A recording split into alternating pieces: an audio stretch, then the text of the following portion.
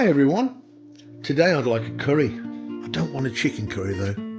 I've got nothing against chicken curries, but it always seems to be chicken in a curry lately. So I want something different, and I'd like some beef, and I've got some ground beef, and I've got some chickpeas. So today it's beef and chickpea curry, and it's going to be quite spicy.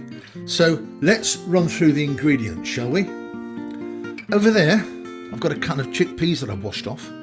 Here I've got some tomato pulp or some tomato passata, and that's just canned tomatoes that I've blended up with my stick blender until it's nice and smooth. Here I've just got some quite lean ground beef. It's about a 10% fat to 90% meat content. You can use any ground beef you have. Okay, here I've got a beef stock cube.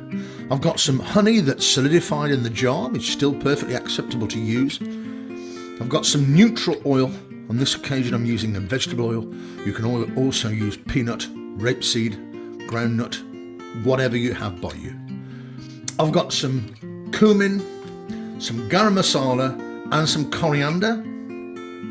I've got some turmeric and some paprika, some Kashmiri chili powder and a couple of chopped bird's eye chilies. I will put all the measurements of everything in the description below, and I will be saying that the amount of chili you use is optional, depending on how spicy you can go. In that little cup there I've got 3 cardamom pods, some wonderful cassia bark, otherwise known as cinnamon, and I've got a few baby bay leaves. I've got a quantity of onions, I've got some fresh minced garlic and some fresh minced ginger, and I've got a handful of herbs. So, without any further ado, shall we crack on? Okay, I've got about 3 tablespoons of oil. In goes the onions, in goes the garlic and the ginger. Okay, so we're going to add the 3 cardamom pods, the cassia bark, cinnamon bark, and the bay leaves. We're going to put the lid on for about 10 minutes, and we're going to get all the flavour out of those aromatics, namely the cardamom, the bay leaves and the cinnamon bark, and at the same time hopefully our garlic, ginger and onions will get really nice and soft. On with the lid. Okay, so after 5 minutes, give it a stir. I'm going to try and find these cardamom pods and give them a little squash or a squish. Here we are. Cardamom pods have got beautiful little black seeds inside, and they're going to contain lots of wonderful flavour. And I'm pretty sure that cardamom pods are used for things like perfume, air freshener type products, but don't quote me on that.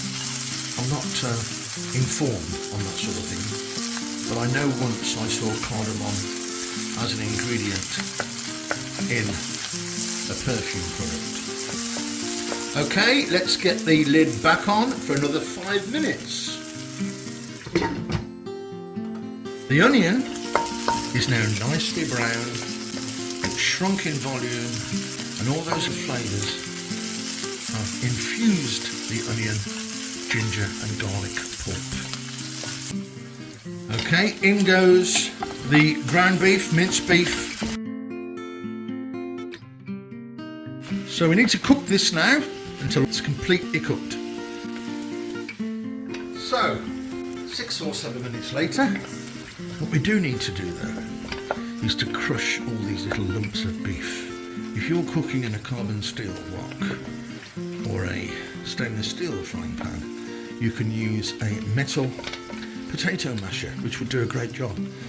I'm cooking in a non-stick wok and I don't have a plastic masher, so I'm having to crush all these bits down with my spoon, which is a bit fiddly and a bit time consuming, but so be it. We want to get the dish right, don't we? I'm now going to start to add some spices. In goes the Kashmiri chili powder and the chopped green bird's eye chilies, the paprika and the turmeric, the coriander, the cumin. Give this a good old stir. cook this off now for about 3 minutes. I want to get all those powdery spices completely cooked. Okay, let's add our tomato pulp. And it goes. Fabulous. Give that a good mix round. And we're just going to add that beef stock cube that we saw at the beginning of the video. I've mixed that with about a half a cup of boiling water. There we are. So now we're going to reduce the curry for 15 minutes and it's ready. It's going to get rid of a lot of the surplus liquid we have there. I want to get a much drier consistency.